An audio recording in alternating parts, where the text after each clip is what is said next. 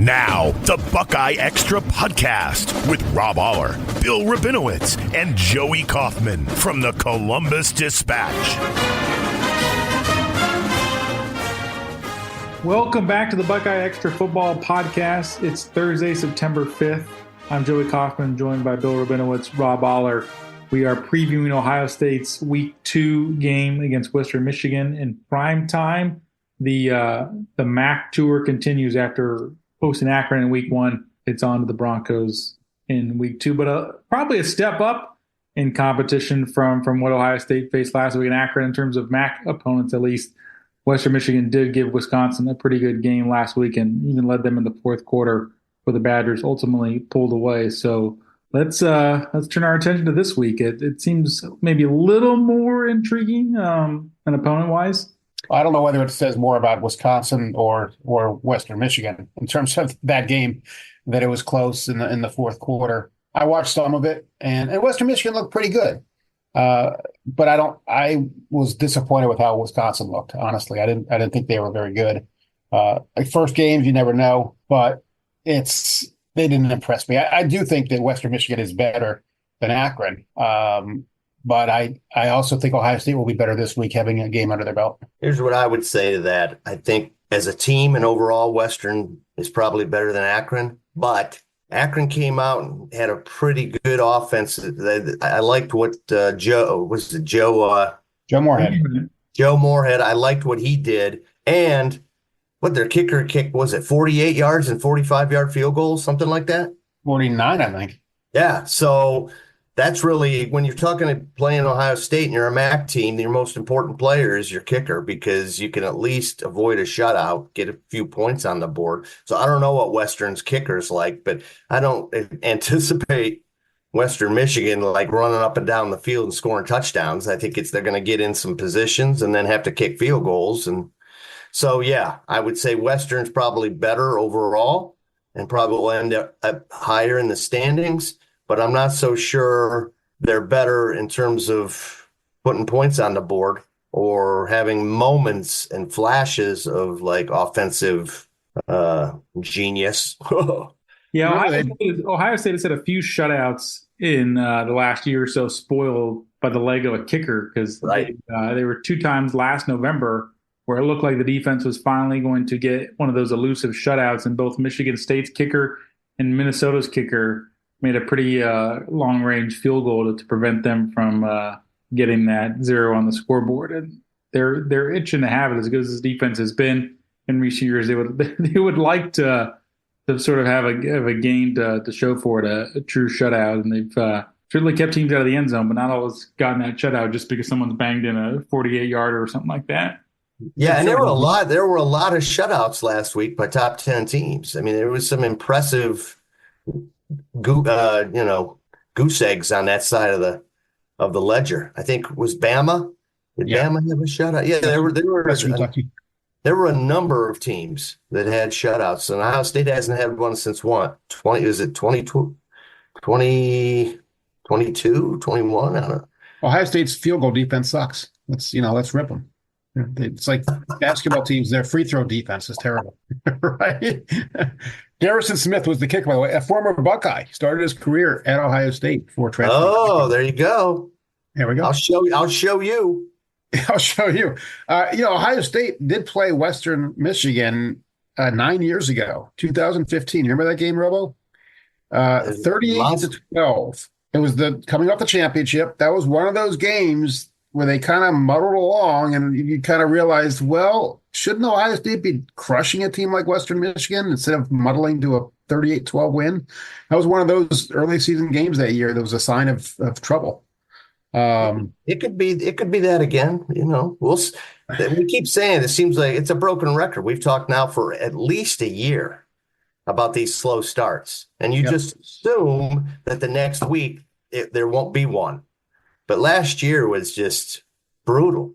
Go back and look at those scores. They just it wasn't good. I think they had 14 points against either the first or second week. I don't remember who they played, but other than that, I don't think they had more than 14 points in the fourth. I don't think they matched 14 points after blowing one of the, sisters of the poor out early. Ooh, you better be careful with that. You might have to do some charity work. Yeah, yeah. Gordon Gee's, the ghost of All right. Gordon Gee. I don't need to be paid NIL to do volunteer work. That's okay. Who was the opponent that he called? He referred to as the Sisters of the Poor.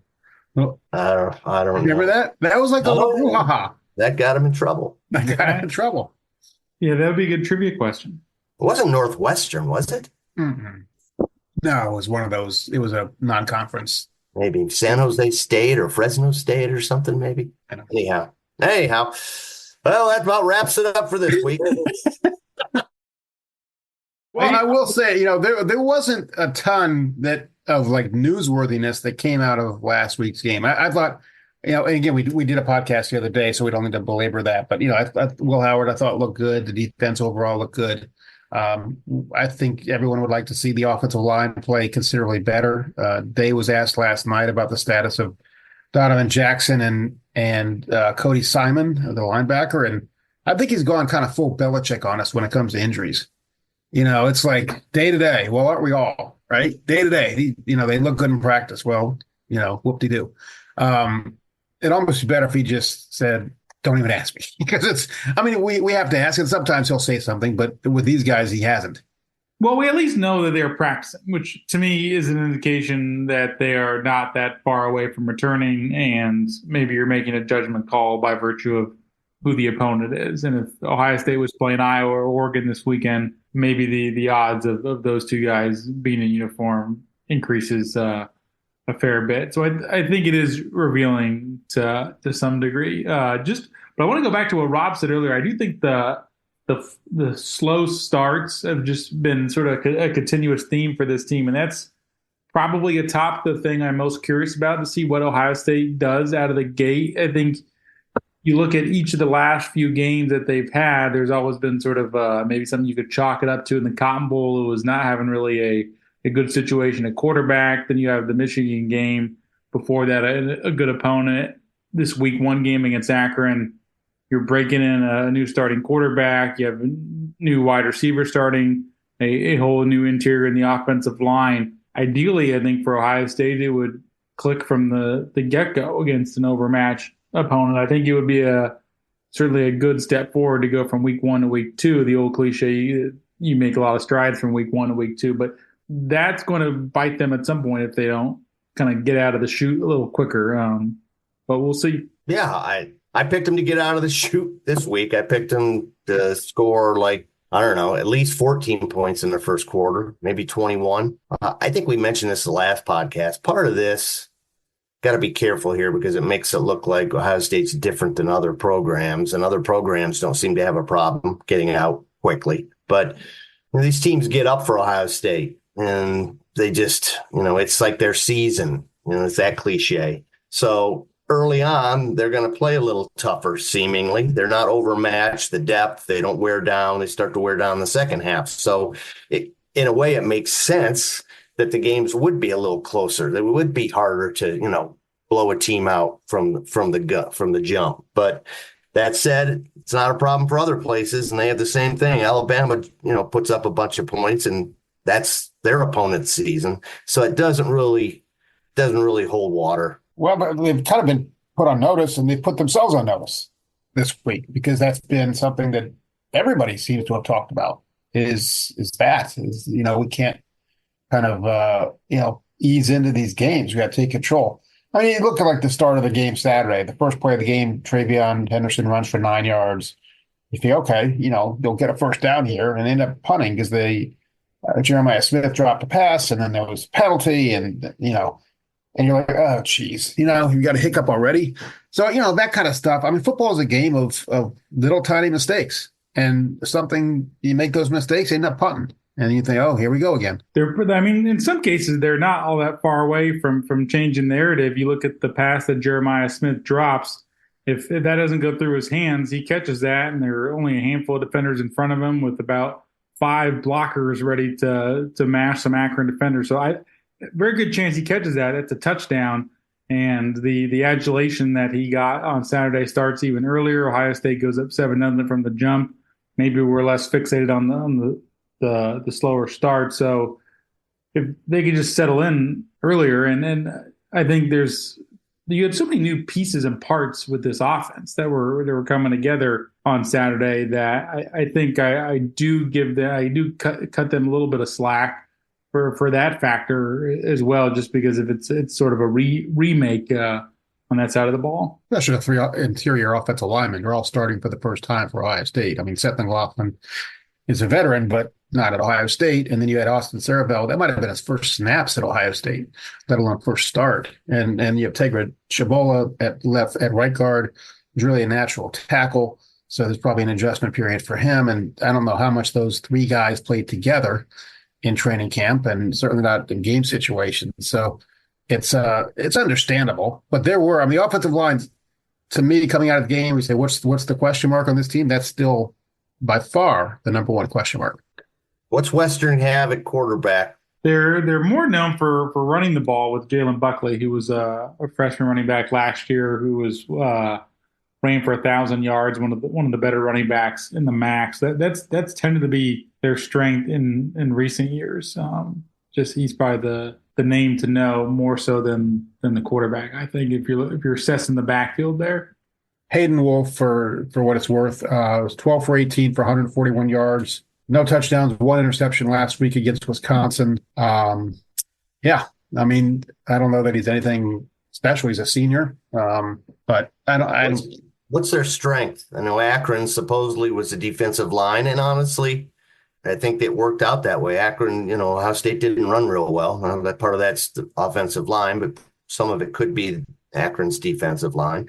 What's Western's? Do we know what they're known for? Buckley, their running game is probably Buckley's probably their best player. Okay. I mean, their defense was pretty lowly ranked last year.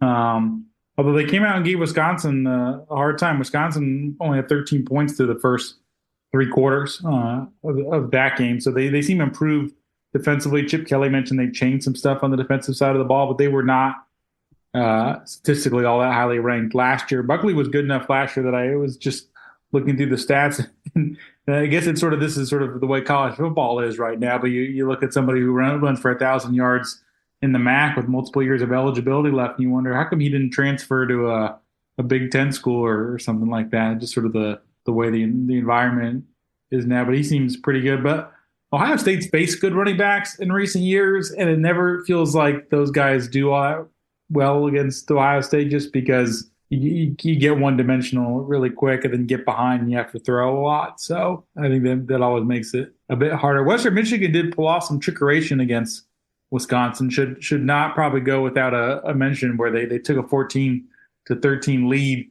early in the fourth quarter because they ran a fake field goal to set themselves up inside the 5-yard line, and they punched it in a couple plays later. So Ohio State's well-versed at maybe seeing some of that because of having faced Rutgers in recent years, the Greg Schiano. So yeah. I do wonder if Western dips into the old bag of tricks as well. I think Ohio State always is prepared for that, opponents to do that, because they're not going to say, let's just run off the tackle against Ohio State and beat them man-to-man. So we're going to run inside zone a bunch of plays in a row here and just smash them. Chip Kelly did say that the Western Michigan ran a 3-3 front on defense, which they were not expecting. That's not what they ran last year. And that probably threw Wisconsin off. So that's advantageous to Ohio State, that they will have seen what Western Michigan did against Wisconsin. So, I mean, that's the thing about first games, is that teams have all year to prepare and they can throw crazy stuff. I mean, Indiana last year, right? Indiana last year with a triple, essentially a wing T offense. That Ohio State wasn't ready for that. And for a little bit, it confused Ohio State. So I think Ohio State has a pretty good idea of what Western Michigan's going to do now. And I mean, look, this is a game that should be decided by halftime. And if it's not, then you got an issue. I think the ideal script for Ohio State would be if this were to sort of follow what we saw in 2019, where they came out against Florida Atlantic and had a pretty decent win week one, and then the next week they come out and host Cincinnati and just bludgeon them 42-0. And it felt like they made really big strides between those first 2 weeks. In 2019, oddly enough, ended up being a really good team. What would probably be not encouraging for Ohio State is what we saw last year, where they played Indiana. Indiana kind of threw the kitchen sink at Ohio State. They ran some option stuff Ohio State wasn't prepared for. Then they come back at home against Youngstown State, and you figure that's a get-right game. They just looked kind of okay. So that's sort of an example of where it kind of ended up being revealing down the line for the Buckeyes in terms of how those two seasons went. Just to give a sense, last week Akron was a 48.5-point underdog. This week, Western Michigan is, I think, like a 38.5-point underdog. So they're considered 10 points better than Akron, which, is significant, but certainly not enough to put any kind of scare in Ohio State.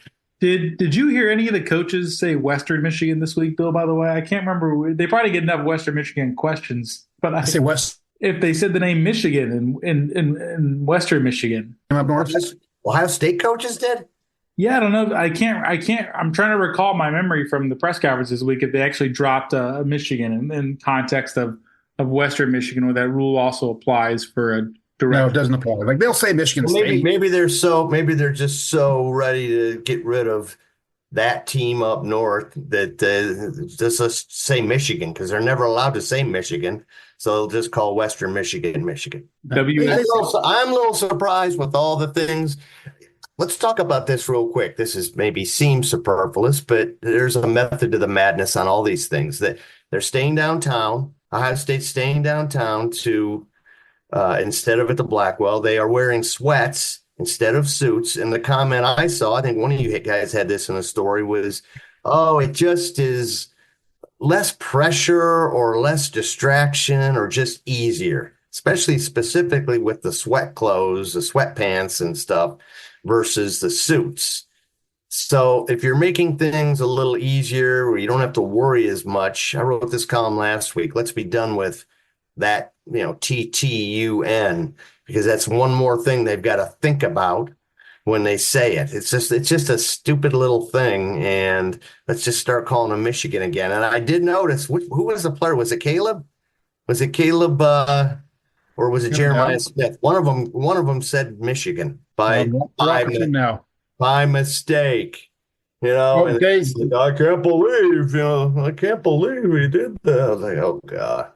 They said on the radio show today, he was asked about the sweatpants thing and sweatsuit, and he said he just doesn't want these guys worrying about like how do you put your tie on. He just wants them focused on football. You don't have to worry about anything. It's football. And he also said he wanted them all to be unified in their attire, and it had changed in the NIL era. Some guys could afford some nicer suits, and some guys got it off the rack. So there probably is something to that a little bit as far as what they wanted, but it's ultimately, I guess, how they don't know how much that means anything. But that's where we are in terms of the Buckeyes. I do want to. We probably should touch on this since Ohio State Western Michigan is not the marquee game of the weekend. It's actually another team from Michigan hosting Texas. Do we want to touch on that at all? Because that'll probably be pretty revealing as far as who is maybe the biggest threat to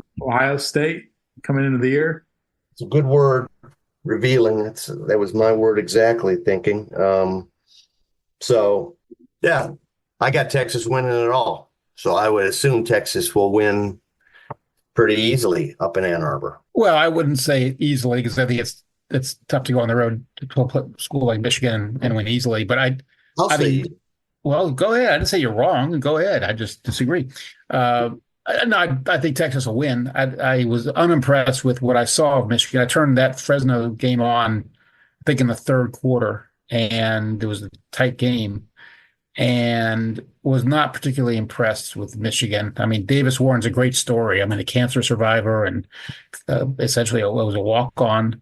It's a great story, but I don't think he's the caliber that Quinn Ewers is, and I think Texas showed what they could be last year when they went to Alabama and beat them. So I think this might be a rude awakening for Michigan to think that they could just reload and not rebuild. I'm not sure, given their recruiting. It's more of a developmental program right now. And Harbaugh, whatever you want to say about him, did a great job of developing those guys because they were a great team.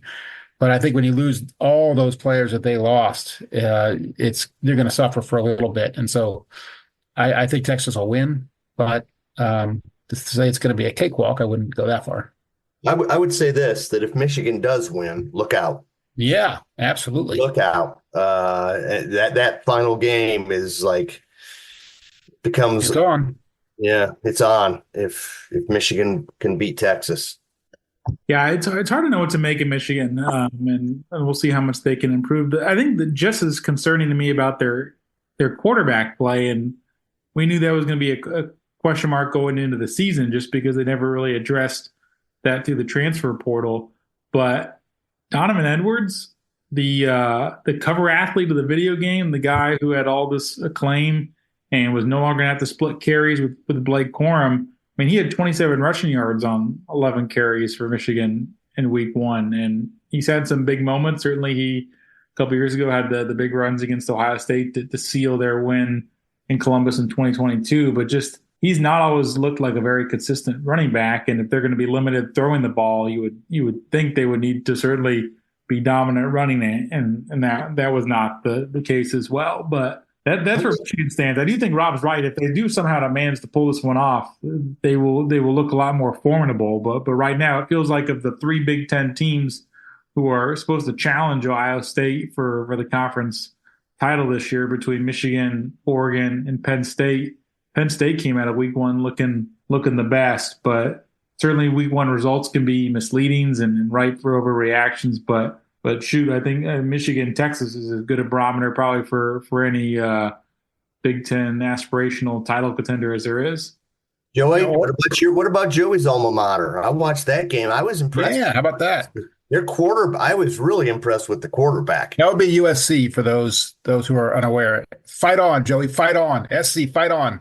Rob and I have Big Ten educations, and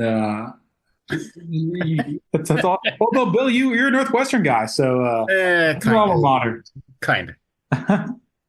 Grad school doesn't really count. But I was impressed by SC. They it was not a high bar certainly to clear, but they were able to tackle on defense.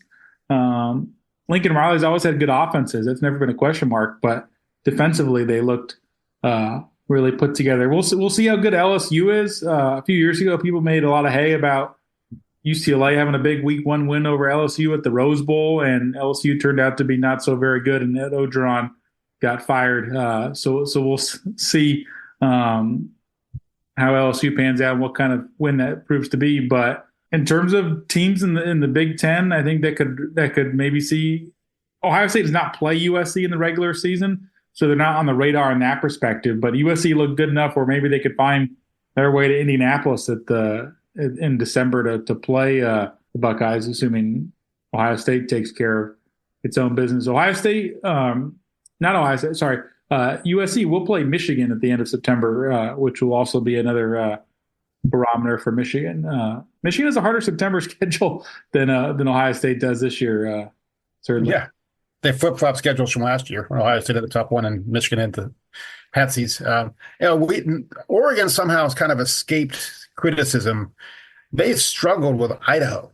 I mean, really struggled with Idaho. They were at one point only leading by a field goal, I think. It was a close game in the fourth quarter when I turned it on. And, Dylan Gabriel threw for a ton of yards, as he's probably going to do all year. But that you couldn't put away Idaho doesn't bode well for them. Again, first game, not going to overreact. But on the other hand, Penn State goes to Morgantown and just basically throttled West Virginia. Drew Aller looked like a real quarterback. One thing I was kind of wondering about especially with Oregon and Ohio State, and it was much more so Oregon, which looked really just average against Idaho compared to, but Ohio State did get off to a slow start and all that. In the era of the expanded playoff and where there's less urgency in the regular season, you're probably going to see some more performances that are flat because for a lot of teams, you could just show up and beat the pants off overmatched directional school or an FCS school. And I just wonder how much of that feeds, because the coaches have talked all offseason about it's a longer season. Well, if you tell me I'm running a longer race, I'm not selling out in mile 1. So I just wonder how much of that is a factor at all in some of these performances by Oregon or by Ohio State, because that has to be in the back of their minds. I think great point. Great Good point, Joey. Good point. You get the prize for the best point of the podcast. If you meander talking long enough, maybe you come across one. But I think you're right. I mean, everyone knows it's a long season, and coaches are going to probably play backups more than they might otherwise. And teams probably know that there's a margin for error this year, whereas in the past, when you had 4 teams that made it instead of 12, you couldn't have a slip up. I mean, every game was March Madness, as Ryan Day used to say. Now it's not really the case. You can lose a couple games and probably get in. Now, you're not going to probably lose to an Akron, and Oregon's not going to lose to Idaho, but you're not going to be as motivated to just, in terms of the playoff picture, to feel like, oh my God, we can't take any chances here. I don't know. I mean, maybe that's the irony of Ohio State, right? Ohio State can lose 2 games, but Ryan Day can't lose 1. Well, he can't lose the one. If it's the wrong one. Right. So, the pressure's still on him more than it is the team in some respects in terms of, every week. And yeah, it's an interesting season. It's going to be, we'll see. I'm go 11. Texas, Michigan is going to be interesting. Ohio State could go 11-0 until Michigan, and the pressure will not be any lessened because they have gone 11-0. It might actually be enhanced because they're 11-0. I mean, that's that's what you sign up for at Ohio State, especially when you've lost 3 in a row to Michigan. Yeah, though at some point, people are going to have to adjust their expectations for the playoff era because you're holding them to a standard that no longer exists anymore. Well, you also could get another crack at them. We'll see if that happens. I'm not saying what will happen. I'm just saying what should happen. I'm speaking like in what I think people would be well advised to sort of tinker their expectations, because and we'll talk about this at various points throughout the year, but the build up, the magnitude of the Michigan game mattered for so many years, sure, because the schools hated each other, but because you needed to win that game to reach those higher level goals. Well, that game is no longer a stepping stone to a national championship in the same way. It's sort of it's almost a game into itself in terms of what your larger goals are for a season. Especially since you could be playing them multiple times. Right. Play them next week. I mean, that's why, USC would be, I'll be watching them because I'd much rather have a game against USC in the Big Ten Championship than one against Oregon, Michigan, or Penn State. The rematch game, and I don't want to, I'd rather play a fresh opponent. No, I'm not assuming Ohio State is going to be there, but if they are. At least if you had an Oregon-Ohio State rematch in the Big Ten Championship game, that would have been 7 weeks or so after. Right. The Michigan game would – I don't think that would be a great scenario for anyone. One more reason why it's becoming the NFL. Yeah, except for the team that lost that week. You guys, yeah, I mean, you just play teams. You could play a team twice.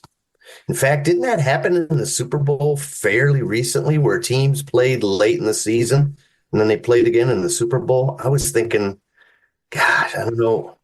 Seems to ring a bell. I can't speak to that exactly, but I kind of remember that. So that's what we may be seeing in college football, which the last time, if I recall, that we saw something like that was when Florida beat Florida State. I think Florida and Florida State had played a couple weeks before the regular season, and Florida State won that with Bobby Bowden and Spurrier. I think that was Florida's first national championship. And then the bowl game came, and Florida took it to Florida State. I think that was the year Ohio State beat Arizona State, maybe even in the Rose Bowl.